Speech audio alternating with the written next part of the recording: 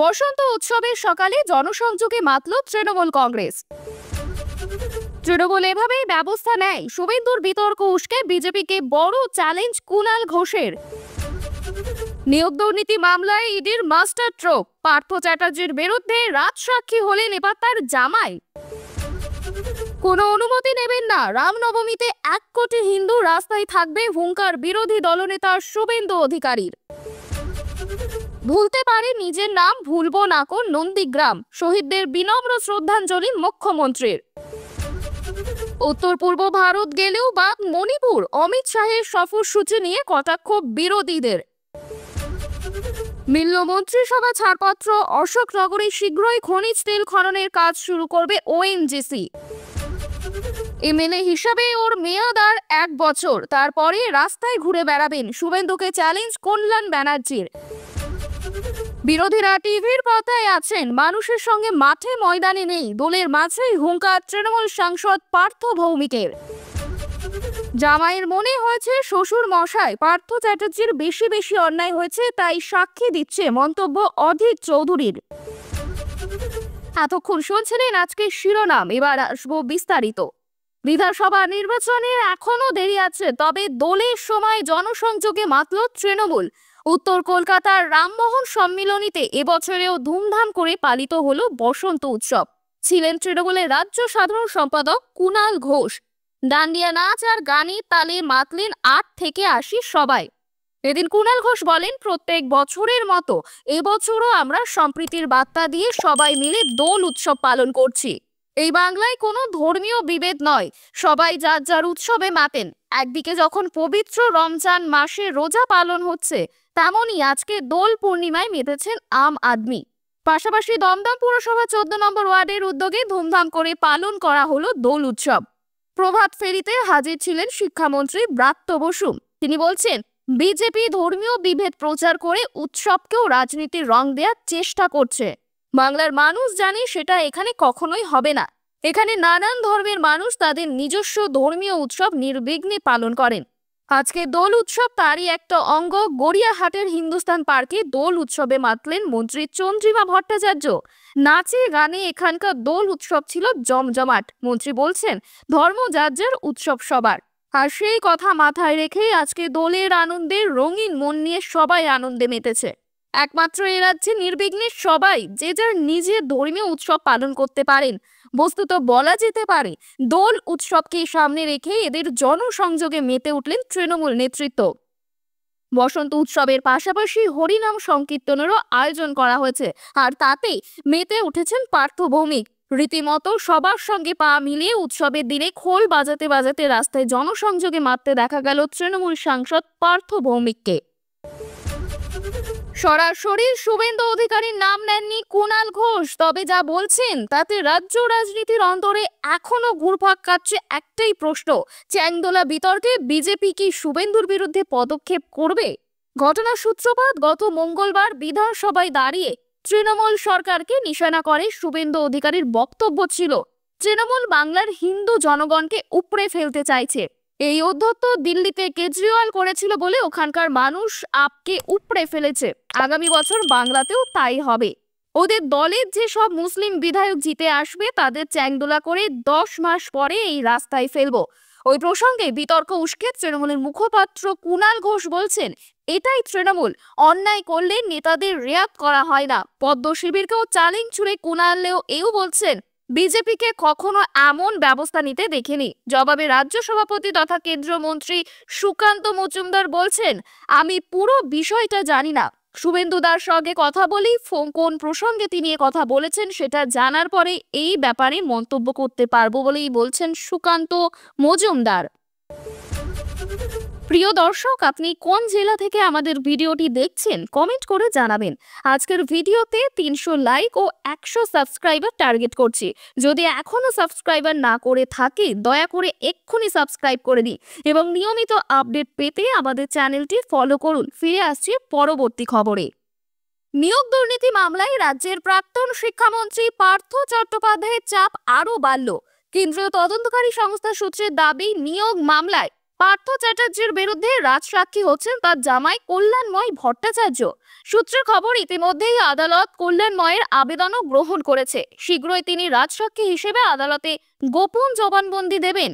ED সূত্রে খবর, রাজসাক্ষী হতে চাওয়ার পাশাপাশি তার বিরুদ্ধে ওটা দুর্নীতির অভিযোগ থেকে নিঃশর্ত মুক্তির আবেদন জানিয়েছেন কল্যাণময়। এবার প্রশ্ন হলো, নিয়োগ দুর্নীতির সঙ্গে কিভাবে জড়ালো পার্থ জামাইয়ের নাম? পার্থ জামাই কল্যাণময় বেশ কয়েক বছর হলো আমেরিকায় থাকেন। জানা যায় সেখানে টেক্সটাইলের ব্যবসা রয়েছে তার। ইডি চার্জশিটে লেখা হয়েছে, পিংলায় পার্থ চট্টোপাধ্যায়ের প্রয়াত স্ত্রী বাবলি চট্টোপাধ্যায়ের নামে যে ইন্টারন্যাশনাল স্কুল রয়েছে সেখানে নগদ 15 কোটি টাকা বিনিয়োগ হয়েছিল। সেই স্কুলের অন্যতম ডিরেক্টর কল্যাণময়। সেই সূত্রে নিয়োগ দুর্নীতিতে জড়িয়েছে পার্থ চ্যাটার্জির জামাই কল্যাণময়ের নাম। এবার রামনবমীকে পাখির চোখ করে ঝাঁপাতে চলেছে বিজেপি। দলেই বড় হুঙ্কার দিলেন বিরোধী দলনেতা শুভেন্দু অধিকারী। চাপ বললেন, রামনবমীতে 2000 মিছিল হবে, 1 কোটি হিন্দু রাস্তায় থাকবে, কোনো অনুমতি নেবেন না। এদিন কার্যত হুঙ্কারের সুরে শুভেন্দু অধিকারী বলেন, ভালো করে রামনবমী করবেন, আমিও থাকবো মাঠে।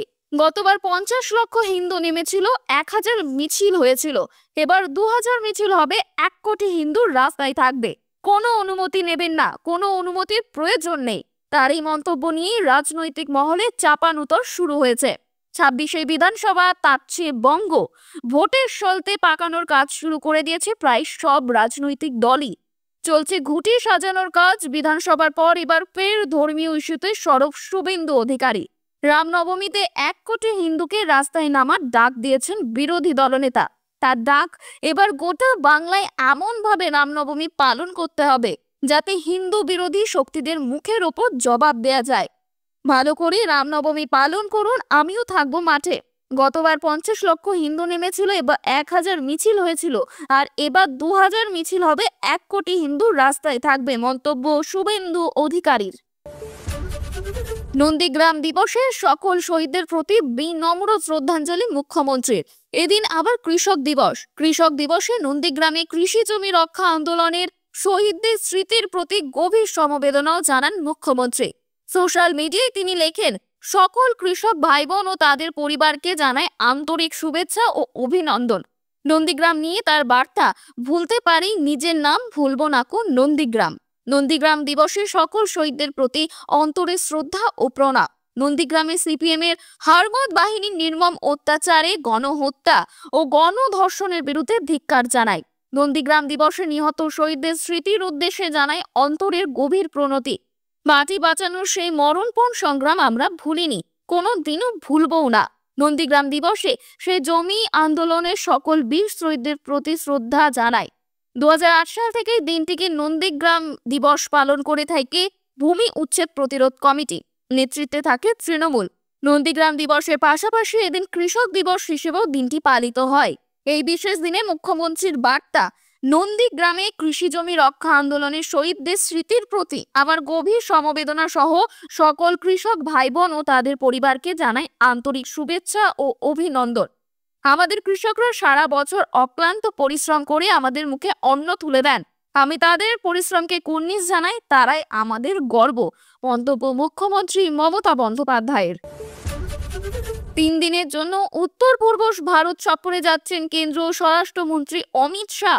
তবে তার সফরসূচিতে নেই মণিপুর। বিষয়টি নিয়ে ইতিমধ্যে চর্চা শুরু হয়েছে। প্রায় 2 বছর ধরে গোষ্ঠীর সংঘর্ষে উত্তপ্ত উত্তর পূর্বের এই রাজ্য। এতদিনেও সেখানে যাননি প্রধানমন্ত্রী। এবার উত্তর পূর্ব ভারত গেলেও মণিপুরকে তালিকা থেকে বাদ দিয়েছেন অমিত শাহ। তাই স্বাভাবিকভাবেই বিতর্ক তুঙ্গে। অমিত শাহর সফরসূচি যে তালিকা প্রকাশ পেয়েছে তাতে আপাতত মণিপুরকে রাখা হয়নি বলেই জানা যাচ্ছে। মূলত অসম এবং মিজোরামের একাধিক জেলায় যাবেন স্বরাষ্ট্রমন্ত্রী। শুক্রবার রাতে অসমের উদ্দেশ্যে রওনা দেওয়ার কথা রয়েছে। জোরহাট থেকে যাবেন গোলাঘাট জেলার দেরাগাঁওয়ে। সেখানে লাচিত বারফুকান পুলিশ ব্যারাক উদ্বোধন করবেন তিনি। এরপর শাহ যাবেন মিজোরাম। অসম রাইফেলসকে আইজল থেকে জোখা ওয়াসাইনে স্থানান্তরিত করার প্রক্রিয়া শুরু হয়েছে। সেই সংক্রান্ত একটি অনুষ্ঠানে যোগ দেওয়ার কথা রয়েছে। শনিবার সন্ধ্যেতে ফিরে আসবেন গুয়াহাটিতে। জানা যাচ্ছে রবিবার সকালে অমিত শাহের যাওয়ার কথা অসমের কোকরাঝাড়ের দমটায়। সেখানে বোড়োদের ছাত্র সংগঠনের ৫৭তম বার্ষিক সম্মেলনে যোগ দেবেন। তারপর গুয়াহাটি ফিরে উত্তর পূর্বের মুখ্যমন্ত্রীদের সঙ্গে একটি বৈঠক করার কথা রয়েছে অমিত শাহর। উত্তর ২৪ পরগনার অশোকনগরে বিভিন্ন এলাকায় খনিজ তেলের সন্ধান পাওয়া গিয়েছিল আগে। এবার এই বিষয়ে ওএনজিসি কে খনিজ তেল খননের প্রয়োজনীয় ছাড়পত্র দিল রাজ্য মন্ত্রিসভা। একই সঙ্গে জলপাইগুড়ির নাগরাকাটায় আধা সামরিক বাহিনীর এসএসবি বা সশস্ত্র সীমা বলের জন্যই ২ একর জমি দেওয়ার সিদ্ধান্ত নিল রাজ্য সরকার। এদিন রাজ্য মন্ত্রিসভার বৈঠকে এই সিদ্ধান্ত নেওয়া হয়েছে। সূত্রের খবর, এদিন মন্ত্রিসভার বৈঠকে অশোকনগরের ওই খনিজ তেল খননের প্রয়োজনীয় ছাড়পত্র দিল রাজ্য মন্ত্রিসভা। ওএনজিসি সূত্রে খবর, উত্তর ২৪ পরগনা ১৩টি জায়গা, দক্ষিণ ২৪ পরগনা ৩টি, নদিয়ার ১টি এবং পূর্ব পশ্চিম মেদিনীপুরের ৫টি জায়গায় খননের সিদ্ধান্ত নেওয়া হয়েছে। এর জন্য জমি চিহ্নিত করার কাজও সম্পূর্ণ। প্রতিটি সাইটের জন্য গড়ে প্রায় ৫ একর জমি লিজে নেওয়া হবে বলেই জানিয়েছে ওএনজিসি। প্রথমে মাটির তলায় ২৫০০ থেকে ৬০০০ মিটারের মধ্যে তেল ও গ্যাসের ভান্ডারের বর্তমান অবস্থান যাচাই করবেন বিশেষজ্ঞরা। সবকিছু ঠিকঠাক থাকলে দ্রুত ওই এলাকায় জমি অধিগ্রহণ করে বাণিজ্যিকভাবে খনিজ তেল ও প্রাকৃতিক গ্যাস উত্তোলনের কাজ শুরু হবে বলেই জানা যাচ্ছে সূত্র মারফত। আপনাকে ভবানীপুরে হারাবো, আরো ৫ বছর হারার যন্ত্রণা বয়ে বেড়াতে হবে। দিন কয়েক আগেই মমতা বন্দ্যোপাধ্যায়কে চ্যালেঞ্জ ছুড়েছিলেন শুভেন্দু অধিকারী। এবার পাল্টা বিরোধী দলনেতাকেই নন্দীগ্রামের হারানোর কথা বললেন তৃণমূল সাংসদ কল্যাণ বন্দ্যোপাধ্যায়। সাংসদ বলছেন, শুভেন্দু অধিকারী হাইকোর্টের আশীর্বাদ আছে বলেই ঘুরে বেড়াচ্ছেন আর বড় বড় কথাবার্তা বলে বেড়াচ্ছেন, না হলে ওর এতদিন জেলখানায় থাকার কথা ছিল। ভারতে বাংলায় ওভাবে কখনো নেতা হওয়া যায় না যে মানুষ প্রত্যেক ধর্মের মানুষকে সম্মান করতে পারেন, প্রত্যেক জাতির মানুষকে সম্মান করতে পারেন, সেই নেতা হবেন।